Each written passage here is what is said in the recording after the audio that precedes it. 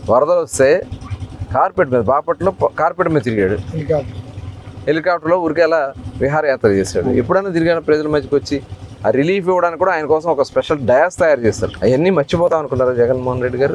ఇదే కాదు, మన అన్నమయ్య జిల్లాలో అక్కడ వరదలు వచ్చి 40 మంది చనిపోతే నువ్వేం చేసావు?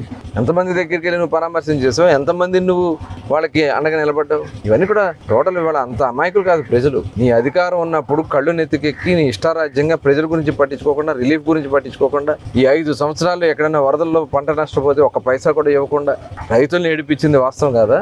ఇవాళ ముఖ్యమంత్రిగా ఈ దేశంలోనే కాదు ప్రపంచంలో ఏ రాజకీయ నాయకుడు ఇల్లు వదిలిపెట్టొచ్చి సాధారణ స్థితి వచ్చే వరకు, గతంలో మనం చూసాం హుద్హుద్ తుఫానికి విశాఖపట్నంలో ఏ రకంగా పనిచేశారో, తిత్లీ తుఫాన్ వస్తే శ్రీకాకుళంలో ఏ రకంగా పనిచేశారో, ఇవాళ మరి గోదావరి జిల్లాలో తుఫాన్లు వస్తే ఏ రకంగా ఆ రోజు పనిచేశారో, మరి ఈ రోజు కృష్ణకు వచ్చినటువంటి ఏదైతే విజయవాడలో వచ్చినటువంటి వరదలకి ఒక ముఖ్యమంత్రిగా 74 సంవత్సరాల వయసులో 24 గంటలు నిద్ర లేకుండా, మేమందరం కూడా ఆయనతో పాటు తిరిగాం. 24 గంటలు తెల్లవారులు నిద్ర లేకుండా కంటికి రెప్పలాగా విజయవాడని కాపాడుకోవాలని చెప్పి చేసినటువంటి ప్రయత్నం ఇవాళ ప్రజలు, రాష్ట్రమే కదా ప్రపంచం మొత్తం కూడా ఇలాంటి నాయకుడు దొరకదనేది వాస్తవం, యథార్థం అని కూడా తెలియజేస్తా ఉన్నా.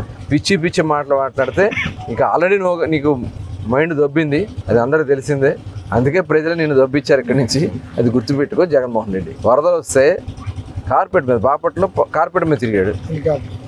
హెలికాప్టర్లో ఊరికేలా విహారయాత్ర చేశాడు. ఎప్పుడైనా తిరిగాను ప్రజల మధ్యకి వచ్చి ఆ రిలీఫ్ ఇవ్వడానికి కూడా ఆయన కోసం ఒక స్పెషల్ డయాస్ తయారు చేస్తారు. అవన్నీ మర్చిపోతాం అనుకున్నారు జగన్మోహన్ రెడ్డి గారు. ఇదే కాదు, మన అన్నమయ్య జిల్లాలో అక్కడ వరదలు వచ్చి 40 మంది చనిపోతే నువ్వేం చేసావు? ఎంతమంది దగ్గరికి వెళ్ళి నువ్వు పరామర్శం చేసావు? ఎంతమంది నువ్వు వాళ్ళకి అండగా నిలబడ్డావు? ఇవన్నీ కూడా టోటల్ ఇవాళ అంత అమాయకులు కాదు ప్రజలు. నీ అధికారం ఉన్నప్పుడు కళ్ళు నెత్తికెక్కి నీ ఇష్టారాజ్యంగా ప్రజల గురించి పట్టించుకోకుండా, రిలీఫ్ గురించి పట్టించుకోకుండా, ఈ 5 సంవత్సరాల్లో ఎక్కడైనా వరదల్లో పంట నష్టపోతే ఒక్క పైసా కూడా ఇవ్వకుండా రైతుల్ని ఏడిపించింది వాస్తవం కాదా?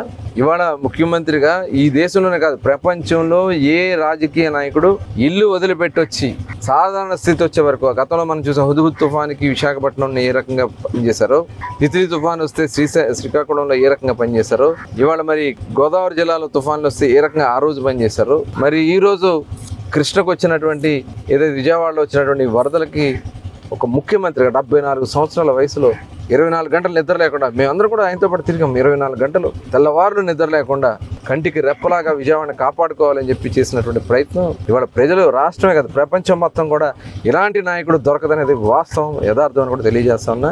పిచ్చి పిచ్చి మాటలు మాట్లాడితే ఇంకా ఆల్రెడీ నీకు మైండ్ దొబ్బింది, అది అందరూ తెలిసిందే. అందుకే ప్రజలు నిన్ను దొబ్బిచ్చారు ఇక్కడి నుంచి, అది గుర్తుపెట్టుకో జగన్మోహన్ రెడ్డి.